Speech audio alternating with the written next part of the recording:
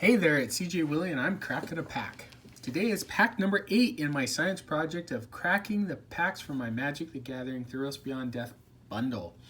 Check out my preview video for the explanation on how this science project will test the theory to see if I can open cards with value greater than the $30 I spent on the bundle. I've added the link to my Magic the Gathering Theros Beyond Death bundle preview video in the description below. My typical reminder, I'm a casual player, so as I open my pack, commentary is going to be focused from a very casual Magic the Gathering player viewpoint. I think it's a very unique spin on rating Magic cards. After I open the pack, I'm going to choose the best card out of the pack based upon my opinion. Maybe you might agree or maybe you won't, but at least it's going to create a discussion. So let's crack number 8. I still have 9 and 10 left to go. But let's see what pack number 8 yields for us. Let's get a Mystic out of this pack. That would be a good goal, scientific goal for the day. Okay. We're going to start out with a 1-drop. 1 black zombie Grim Physician. 1/1. When Grim Physician dies, target creature an opponent controls gets -1/-1 until end of turn. So whether it attacks or blocks, it basically has power 2. It's a fine 1-drop. Not much more. It's typically going to trade up a little bit in combat, but nothing that's, a superb add to any deck. Next is Transcendent Envoy. 1 and a white, a 1/2 flyer enchantment creature Griffin flying. Our spells you cast cost 1 less to cast. I really like this in a blue-white flyer deck. White has plenty of enchantment auras. Green has some as well. I played it in a blue-white flyers deck. I was able to take some of the enchantments like Commanding Presence and equip it, or enchant my creatures for a little bit cheaper. It was a fine card. Lampad of Death's Vigil, 1 and a black, 1/3 enchantment creature nymph. You can pay 1, sacrifice a creature. Each opponent loses 1 life, and you gain 1 life. In a control build, I didn't mind this. It's got a 3-butt, so it blocks decently enough. The sacrifice outlet's kind of nice. Gives you, a 1 life, really a two life swing. Once again, not a superstar, but it's an okay card. Scavenging Harpy, 2 and a black, 3 mana flyer, 2/1. When Scavenging Harpy enters the battlefield, exile target card from an opponent's graveyard. It was okay. There's a lot of times that I wanted to play it, but my opponent didn't have anything in their graveyard that had escape or was worthwhile. So there were a few times when I'd play it and I would just exile an enchantment, or there was just nothing there. So for 3 mana, I had a 2/1 flyer. Once again, like the Lampad of Death's Vigil, not an all-star, but okay flyer in a black base deck. Stern Dismissal, 1-drop blue, instant return target creature or enchantment an opponent controls to its owner's hand. I'd love this card more if it returned target creature or enchantment to its owner's hand, so I could target my stuff. There was a lot of times where I thought, I'm going to use this to balance my creature, and I needed to read the card again because it's only a creature or an enchantment my opponent controls. Satyr's Cunning, 1-drop red, sorcery, create a 1/1 red satyr creature token with this creature can't block. Escape, 2 and a red, exile 2 other cards from your graveyard. I use this to create satyrs, to sacrifice to the black enchantment Minion's Grasp that my friend put on my bigger creature. I was able to hold out for a while, sacrificing satyrs to it. Another area where it's really great is in the black-red sacrifice deck. You can create satyrs that late in the game aren't going to deal any damage, but they're perfect fodder for the sacrifice deck. Omen of the Hunt, 2 and a green, enchantment, flash. When Omen of the Hunt enters the battlefield, you may search your library for a basic land card, put it onto the battlefield tap, then shuffle your library.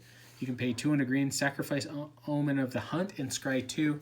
Like I've said before, I'm a little bit higher on Omen of the Sea and Omen of the Death, the blue and black omens. I think that they're a little bit more powerful. Omen of the Hunt isn't too bad because it can help you fix your mana if you're missing a color. Once again, you got to be base green.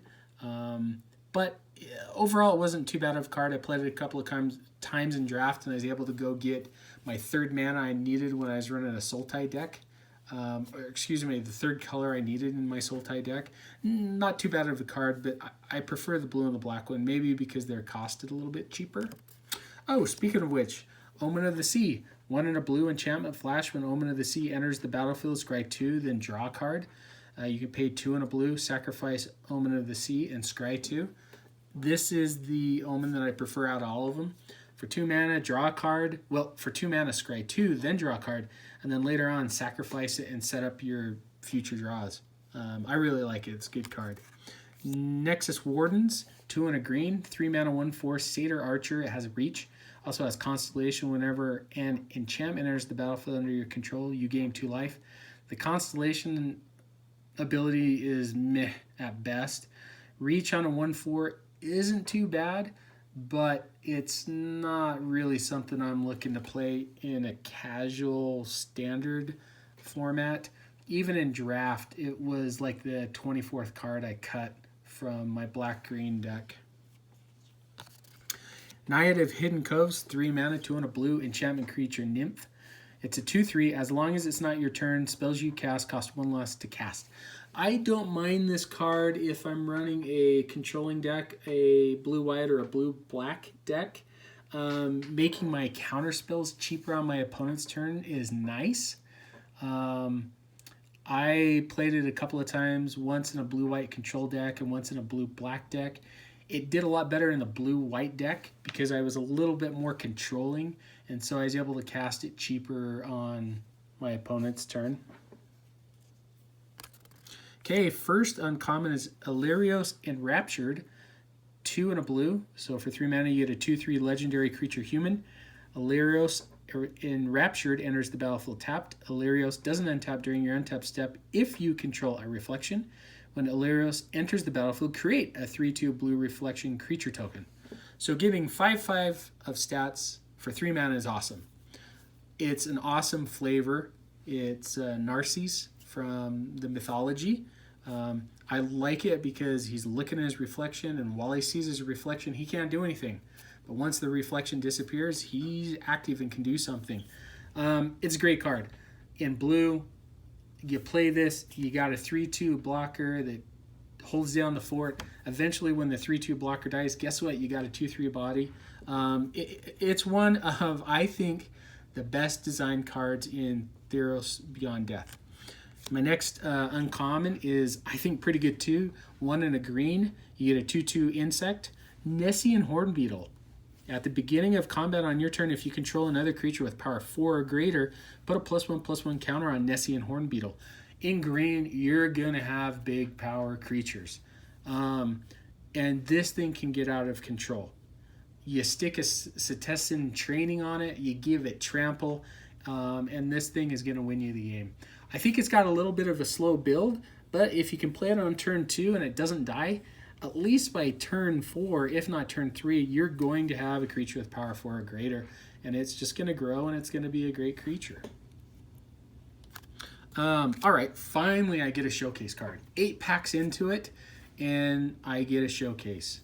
Annex, Hardened in the Forge, 1 and 2 red, legendary enchantment creature Demigod, star 3. So Annex's power is equal to your devotion to red. Whenever Annex or another non-token creature you control dies, create a 1/1 red satyr creature token with this creature can't block.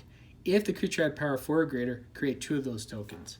I didn't get an opportunity to play with this too much in draft, and I really haven't been able to experiment with it in like a casual format, standard, or pioneer. It seems like it could be a good creature. When it was played against me, it didn't really go off, and that may have been that my friend didn't build the deck that well. But it's a card that I'm going to keep my eye on. I'm not sure how I rate it. If I had it in the pack, I probably wouldn't. I would not pick it over Nessie and Horn Beetle. And I really, really like blue, so I doubt I'd pick it over those two cards. But I'm excited. It's a showcase card. Hadn't received one of those yet. Okay, my rare, oh, got stuck behind it, is Enigmatic Incarnation. 1 green, 1 blue, 4 mana enchantment. At the beginning of your end step, you may sacrifice another enchantment. If you do, search your library for a creature card with converted mana cost equal to 1+ the sacrificed enchantment's converted mana cost. Put that card onto the battlefield, then shuffle your library. I think this is a card that a lot of people have been speculating on to see what it's going to do. I don't know that I'm too excited about it. I drafted it once, and by the time I got done with the draft, I just was not interested in playing it at all. It is the type of card, though, in a casual format, especially with the group of friends I play when we have, kitchen table magic nights. This is kind of the deck that's fun because like I said, it's a very casual format, and someone's going to take a risk and they're going to build a deck around it. I can already think of one of my friends that this is right down his alley, and I'll probably lose to a ton because it'll be awesome and he'll build it really well, but it's not a card that I'm very excited to play. Mountain, and let's see if it's another 1/1 white soldier. Oh, hey, what do you know? So 7 out of 8 packs in this bundle. The human soldier has been my token. Okay, best card out of the pack, or what I think is the best card of the pack, or my favorite card. No, it's not Annex. That's a cool looking showcase card. For me, it's Illyrios Enraptured. I think the flavor win on it knocks it out of the park. And it's a card that I like to play. 5/5 of stats for 3 mana. There's going to be a way I'm going to figure out in a casual build, whether it's standard or pioneer, that not only do I have my reflection on the battlefield, but I'm going to have Illyrios untapped, give him vigilance or something like that, and I'm going to have the best of both worlds. Anyway, hope you enjoyed the video. If you did like it, please subscribe and share. Until next time, when I crack pack number 9 from my Magic the Gathering Theros Beyond Death bundle, remember, this is for science.